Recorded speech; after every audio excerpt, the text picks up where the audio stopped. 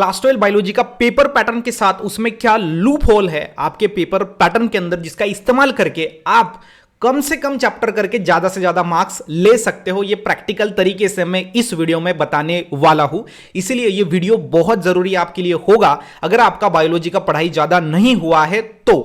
दूसरी चीज, अभी के अभी इस वीडियो को लाइक करके सेव कर लीजिए, साथ ही साथ चैनल को सब्सक्राइब करके नोटिफिकेशन ऑन करिए ताकि इंपॉर्टेंट वीडियो आपसे मिस आउट ना हो, क्योंकि इस चैनल पे भी इंपॉर्टेंट वीडियोस हम आपके लिए लाते रहते हैं।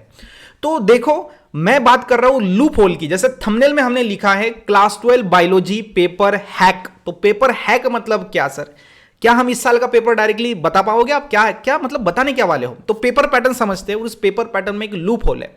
लूप होल पेपर पैटर्न में नहीं है। पेपर पैटर्न आपको डिजाइन ऐसा किया है ताकि हर एक बच्चा पास हो सके, लेकिन उस चीज का आप इस्तेमाल कर सकते हो अपना स्कोर बढ़ाने के लिए, है ना। जैसे कोई योद्धा होता है जो अपना पूरा दम लगा देता है, लास्ट में अगर कोई काम नहीं आता तो अपनी तरकीब, अपना दिमाग लगाता है। उसी प्रकार से हमने भी इस पेपर पैटर्न को समझना है और कैसे हम उस पेपर पैटर्न में जो एक चीज जो स्टूडेंट्स के लिए दी गई है उसका कैसे इस्तेमाल करके हम ज्यादा स्कोर कर सकते हैं, ये वीडियो में हम बता रहे हैं।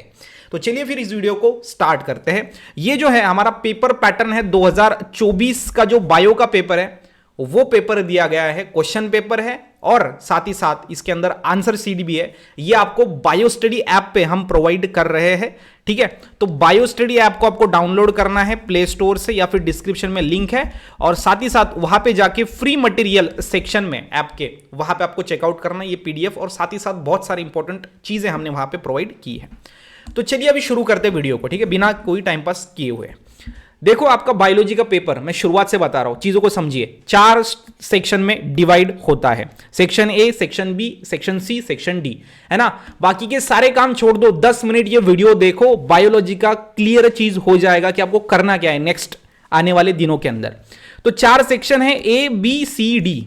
सिंपल, सेक्शन ए में 1 मार्क का सवाल पूछा जाता है, सेक्शन बी में 2 मार्क का, सेक्शन ए में 1 मार्क, सेक्शन सी में 3 मार्क का और सेक्शन डी में 4 मार्क के सवाल पूछे जाते हैं एग्जाम के अंदर, ठीक है। अब सेक्शन ए में देखो, डायरेक्टली आपको क्वेश्चन 1 टू डायरेक्टली क्वेश्चन 31, मतलब टोटल 31 क्वेश्चंस आपको बायो के पेपर में पूछे जाएंगे। 70 मार्क्स का पेपर होगा, 3 घंटे का समय दिया जाएगा।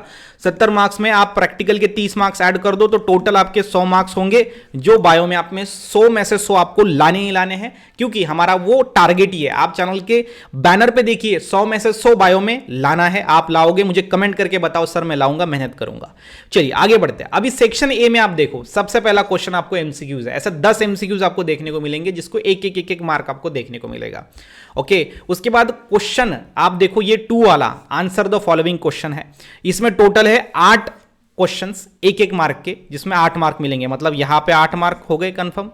ऊपर में जो ये एमसीक्यूज थे, ठीक है, यहां से जो एमसीक्यूज आए पूरे, वो 10 मार्क्स मिलेंगे। तो टोटल सेक्शन ए की अगर हम बात करें तो ये 10 और ये 18, मतलब टोटल जो सेक्शन ए है, ठीक है, यहां पे मैं लिखता हूं कि सेक्शन ए जो है आपको वो है 18 मार्क के लिए, है ना, समझा? यस।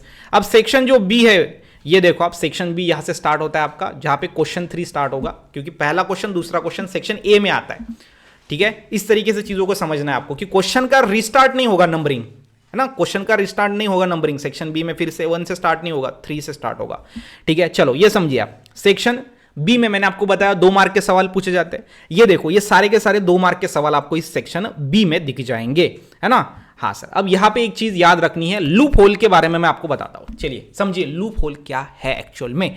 लूप होल है attempt any 8 of the following. यहां पे एक चीज दिया गया है, क्या दिया गया है? अटेम्प्ट एनी 8, सिर्फ 8 ही सॉल्व करने हैं। दिए कितने जाते हैं सेक्शन बी में? देखो आप, ये 1, ये 2, ये 3, ये 4, 5, 6, 7, 8, 9, 10, 11 और लास्ट में ये 12। टोटल सवाल दिए जाते हैं 12, सॉल्व करने पड़ते हैं 8, मतलब इसमें 4 क्वेश्चन एक्स्ट्रा है। ये चीज समझिए आप, ठीक है। ये आपका सेक्शन बी की मैं बात कर रहा हूं। सेक्शन ए में कोई और में क्वेश्चंस नहीं दिए जाते। तो सेक्शन ए में सभी जो क्वेश्चन है वो 1 मार्क के ही होते हैं। तो 1 मार्क का सवाल आप आराम से सॉल्व कर सकते हो। अगर आपने आसपास किसी अपने दोस्तों से भी पूछा, थोड़ा बहुत हिंट अगर आपको मिल गया तो भी आप उसको सॉल्व कर सकते हो। तो 18 मार्क तो वो पक्के पकड़ लीजिए आप। 18 में से कम 15 तो मिल ही जाएंगे, तो ऊपर के 15 कंफर्म हो गए। हमें टारगेट करना है सेक्शन बी, सेक्शन सी और सेक्शन डी में हम कैसे ज्यादा से ज्यादा सवालों को सॉल्व कर सकते हैं। अब सेक्शन बी में मैंने बताया आपको 12 क्वेश्चन है, सिर्फ 8 सॉल्व करने हैं, ठीक है। उसके बाद हम सेक्शन सी की तरफ बढ़ते हैं। ये देखो, ये आपका सेक्शन सी यहां पे स्टार्ट हुआ। इधर भी देखो, इधर भी टोटल 12 सवाल है, सॉल्व करने सिर्फ 8 ही, मतलब 4 क्वेश्चन एक्स्ट्रा है ना। तो किसी भी चैप्टर के आप 4 क्वेश्चन छोड़ सकते हो कि नहीं, बस इसी चीज को आपको यूज करना है। कैसे करना है मैं बताऊंगा, वीडियो को अंत तक देखिए। तो देखो, इधर भी देखो आप सेक्शन सी में ये पहला क्वेश्चन 15वां, दूसरा 16वां, ठीक है, तीसरा, चौथा, पांचवा, छठा, 7वां, 8वां, उसके बाद 9वां, 10वां, 11 और 12, टोटल 12 क्वेश्चन है। और 12 में से कितने सॉल्व करने, सिर्फ 8 सॉल्व करने, मतलब 4 क्वेश्चन एक्स्ट्रा है। सेक्शन सी की बात करो तो इसमें कितने मार्क्स के क्वेश्चन मिलेंगे हमें, 3 मार्क के क्वेश्चन मिलेंगे। तो सेक्शन ए में कोई और नहीं, सेक्शन बी में 12 में से 8 सॉल्व करो, सेक्शन सी में 12 में से 8 सॉल्व करो, और लास्ट सेक्शन डी, इसमें टोटल सवाल पूछे जाते हैं 5 और 5 में से सॉल्व करना पड़ता है एनी 3, ठीक है। Yes sir. तो सेक्शन बी में 12 में से 8, सेक्शन सी में 12 में से 8 और सेक्शन सी में 5 में से सिर्फ 3। तो इस तरीके से आपको चीजें याद करनी है। अब सर क्या करना है मैं आपको बताता हूं, ठीक है, थोड़ा दिमाग लगाओ आप यहां पे, ठीक है। पहले सेक्शन हम डी की बात करते हैं ना, थोड़ा दिमाग लगाओ। क्या दिमाग लगाना है, मैं आपको बोल रहा हूं कि अगर आपने ये 2 क्वेश्चन नहीं किए तो बाकी के 3 तो आप सॉल्व कर रहे हो, तो आपको आउट ऑफ मार्क्स तो मिल ही रहे हैं। तो ये 2 क्वेश्चन अगर चैप्टर नंबर 9 पे आते हैं और अगर हमने चैप्टर नंबर 9 किया ही नहीं, फिर भी आप अच्छे मार्क्स ला रहे हो। अच्छे में से मतलब क्या, आउट ऑफ मार्क्स ला रहे हो 70 में से 70, ठीक है। हाँ सर, लेकिन सर जो हम क्वेश्चन नहीं करेंगे वो उस चैप्टर में, उस सेक्शन डी में, सेक्शन सी में या फिर सेक्शन बी में आने भी तो चाहिए ना। अगर वो सेक्शन बी, सी या डी में आते हैं, जो हमने चैप्टर छोड़ा है वो चैप्टर के क्वेश्चंस यहां पे आएंगे, तो उसको हम और में कट कर देंगे। लेकिन ये कैसे मैं आइडेंटिफाई करूं, कैसे समझूं, बस वही चीज मैं आपको बताने वाला हूं। अब मैंने समझा या आपको कि लूप होल कहां पे है। लूप होल नहीं है, ये आपके काम की चीज है ताकि स्टूडेंट को लोड ना आए। जितने सवाल दिए गए उतने भी अगर कंपलसरी करेंगे तो रिजल्ट घट जाएगा, स्टूडेंट थोड़ा सा परेशान हो जाएगा, राइट, यस, डिमोटिवेट हो जाएगा। लेकिन यहां पे आपको चीजें क्या करनी है, आसान दी गई है। सेक्शन बी 12 में से 8, सेक्शन सी 12 में से 8, सेक्शन डी 5 में से 3। चलो मैं अभी बताता हूं आपको करना क्या है। चलो आपका एक्शन प्लान में बताता हूं। एक्शन प्लान आपका क्या होगा, चीजें समझिए। मैं आपको बोल रहा हूं, पहला चैप्टर है आपके पास, दूसरा है, तीसरा है, चौथा है, पांचवा है, छठा है, 7वां है, 8वां है, 9वां है, 10, 11, 12, 13, 14, 15, बस 15 चैप्टर आपको दिए गए क्लास 12 बायो के अंदर। चीजें समझिए आप, है ना। देखो सेक्शन बी में 2 मार्क के सवाल, सेक्शन सी में 3 और सेक्शन डी में 4 मार्क के आते हैं, है ना। तो याद रखना है आपको, सेक्शन ए बी जो है वो आपका परफेक्ट होना चाहिए। तो ए बी में, ए में 1 मार्क और बी में 2 मार्क के सवाल पूछे जाते हैं एग्जाम के अंदर।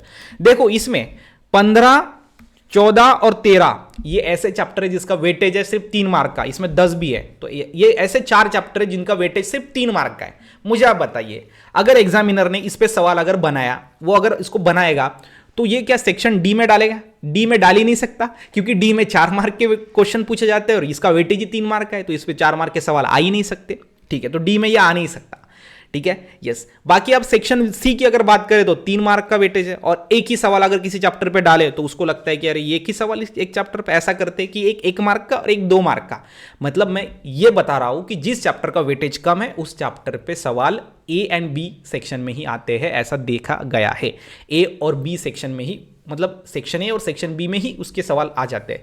मतलब 10, 13, 14, 15 ये चैप्टर का पढ़ाई आपको इसलिए करना है कि इस चैप्टर में से 1 और 2 मार्क के सवाल की ज्यादा से ज्यादा प्रैक्टिस आप करोगे। इजी चैप्टर है, शॉर्ट चैप्टर है, ठीक है। अब थोड़ा एनालाइज करते हैं। देखो ठीक है, ये 4 चैप्टर तो निपट गए ना आपके। क्या करना है मैंने आपको समझा दिया। अब देखो चैप्टर हम सेक्शन डी की बात करते हैं जिसमें 4 मार्क के सवाल पूछे जाते हैं।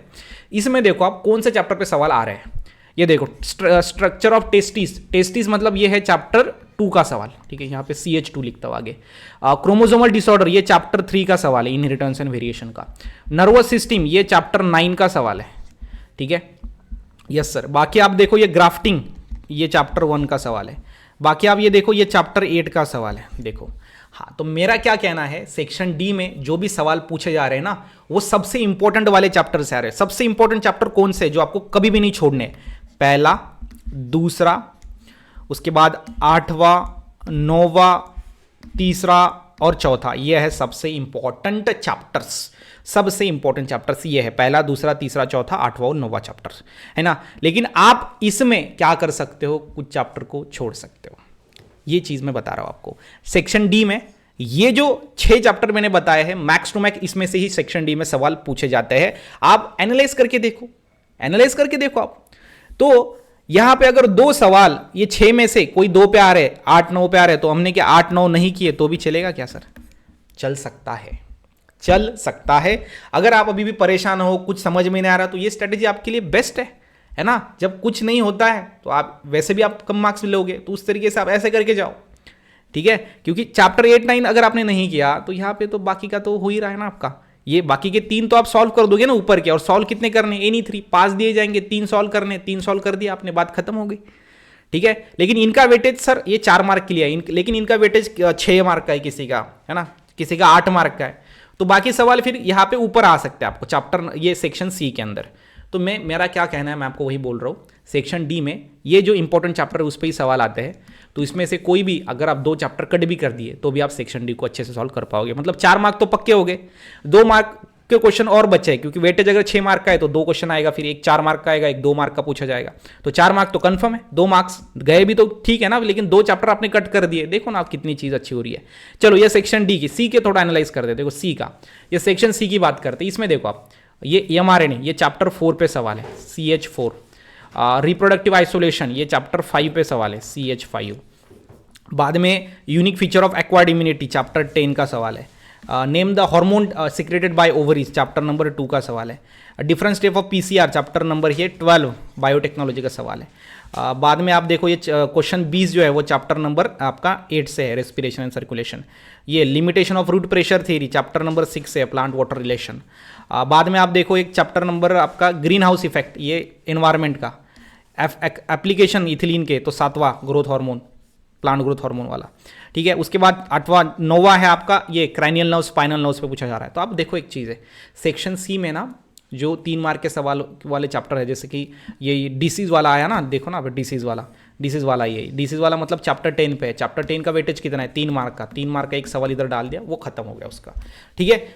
यस सर, तो एक चीज समझिए आप, मैं आपको वही बोलना चाहता हूं कि जो सेक्शन डी है आपका, उसमें पहला, दूसरा, तीसरा, चौथा, 8वां, 9वां, इनमें से ही सवाल आएंगे, बात खत्म। पहला, दूसरा, तीसरा, चौथा, 8वां, 9वां, तो ये जो टोटल 6 चैप्टर है उसमें से कोई भी अगर आपने जैसे 3 चैप्टर भी कर लिए तो भी आप सेक्शन डी में आउट ऑफ स्कोर कर सकते हो, ठीक है, सेक्शन डी में।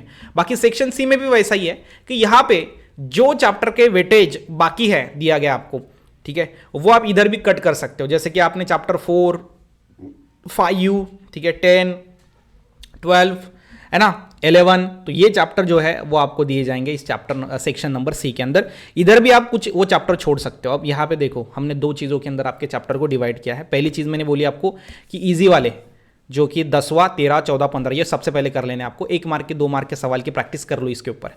उसके बाद जो इंपॉर्टेंट है, पहला, दूसरा, तीसरा, चौथा और 8वां और 9वां, ये इसके अंदर आप कोई भी 2 चैप्टर छोड़ सकते हो। बाकी ये 5वां, 6ठा और 7वां है, इसमें भी आप क्या कर सकते हो, ये 5वां, 6वां, 7वां, ओके। उसके बाद 11 और 12, टोटल कितने चैप्टर, ये 5 चैप्टर। इस 5 में से कोई भी और 2 छोड़ दो, 3 कर लो।